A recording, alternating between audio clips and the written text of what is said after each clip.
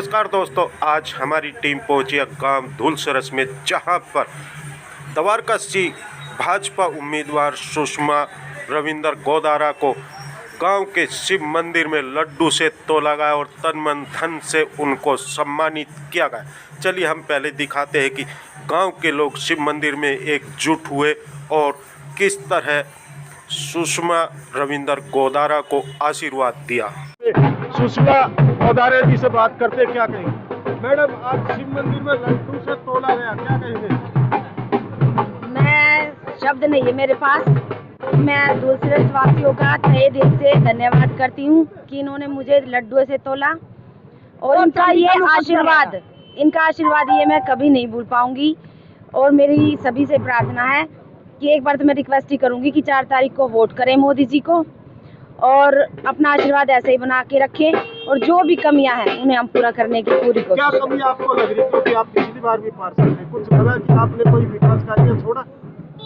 विकास कार्य हुए हैं, लेकिन कोरोना काल की वजह से जो भी छोटी मोटी गलियां अगर रह भी गई हैं तो वो अभी हम जरूर पूरा करना चाहेंगे। इस बार पूरी हो जाएगी? बिल्कुल जरूर जी, क्या करेंगे?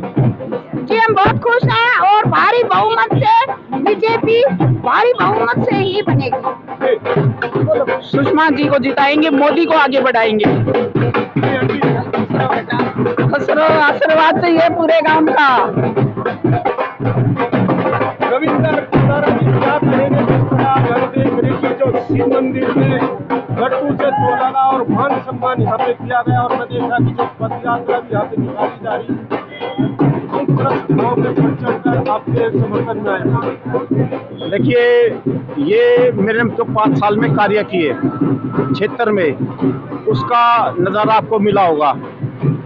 गाँव वासियों ने जो प्यार और सम्मान और लड्डुओं से तेल के दिया है, जो इनाम और राशि दी है और जो सम्मान राशि दी है, वो 5 साल में निरंतर जो मैं जनता के बीच में रहा, उसका ये आपको नज़ारा था। और मेरे बुजुर्गों का, हम यहीं पर ही पले बड़े हैं, उन्होंने आशीर्वाद मुझे दिया। नौजवान साथी जो मेरे साथ खेले हैं। सुषमा रविंदर गोदारा जी ने कौन से विकास कार्य किए हैं जो बताने लायक है, और कौन से ऐसे बचे हुए कि वे अब पूरे हो जाएंगे? आप धूलसरस गांव में देखिए, हमने 4 हाई मास्क लाइट लगवाई। एक हमारा रोड छावला की तरफ जाता है, उस पर अंधेरा रहता था, हमने उस पर नई पोल और स्ट्रीट लाइट लगवाए। ऐसे एक बामनोली तरफ रास्ता जाता था, हमने नई पोल और स्ट्रीट लाइट लगवाए। एक हमारा पोचनपुर से लेकर और जग्गी गार्डन से लेकर बामनोली तक एक रोड टूटा हुआ था, उसको हमने नया बनवाया, नए हाई मास्क लाइट और पोल लगवाए। ऐसे एक हमारा छावला की तरफ एक रास्ता जाता बहुत बड़ा, तकरीबन हमने 4 किलोमीटर लंबा एक रोड बनवाया, उसमें नई पोल और नई लाइट लगवाए। गांव के अंदर जितनी भी व्यवस्थाएं रही किसी भी विषय पर, पूरी हमने की है, निरंतर करते रहे हैं। अच्छा सर, अगर विकास की बात करें, क्या लग रहा है कि आपके वार्ड में कुछ बचा है जो और होना चाहिए? देखो, नरेंद्र मोदी जी हमारे नेता हैं, उनका कहना है सीखने की कभी उम्र नहीं होती और कार्य करने की कोई क्षमता नहीं होती। आप निरंतर चलते रहिए, कार्य आपको मिलते रहेंगे, तो ऐसे ही कार्य हमें मिलते रहेंगे और हम जनता का आशीर्वाद लेके उन कार्यों को पूरा करते रहेंगे।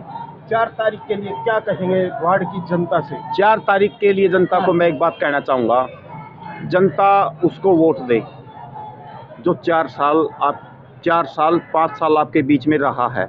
चाहे वो कोरोना का विषय रहा हो, 2 साल कोरोना की लहर रही, उस टाइम पर सिर्फ और सिर्फ भारतीय जनता पार्टी का कार्यकर्ता, सिर्फ भारतीय जनता, मैं दावे के साथ कहता हूँ, जो आज ये नेता घूम रहे हैं, एक भी व्यक्ति नहीं था, सब क्वारंटाइन थे। नकली क्वारंटाइन थे, असली क्वारंटाइन थे, ये जांच का विषय हो सकता है, लेकिन हमारे विधायक 2 बार क्वारंटाइन हुए थे और हमारे मिस्टर केजरीवाल जो है वो 2 बार क्वारंटाइन हुए थे जब लहर आई थी। लेकिन हम जनता के बीच में हम खड़े रहे थे, चाहे उन्हें सैनिटाइज करवाना हो, चाहे कोई भी विषय रहा हो, सिर्फ और सिर्फ हम खड़े थे। तो जनता ये याद रखे, अभी 2 साल पहले काम और विकास को वोट हुए, काम और विकास को। लेकिन मैं एक जनता की क्षेत्र से अपील करना चाहूँगा, अभी कुछ दिन पहले कांग्रेस सरकार ने, यहाँ के विधायक ने एक जमीन अलॉट कराई थी हज हाउस को, और आज के जो हमारे हैं मिस्टर केजरीवाल जी, उसको 100 करोड़ रुपए फंड जारी कर चुके थे हज हाउस के लिए।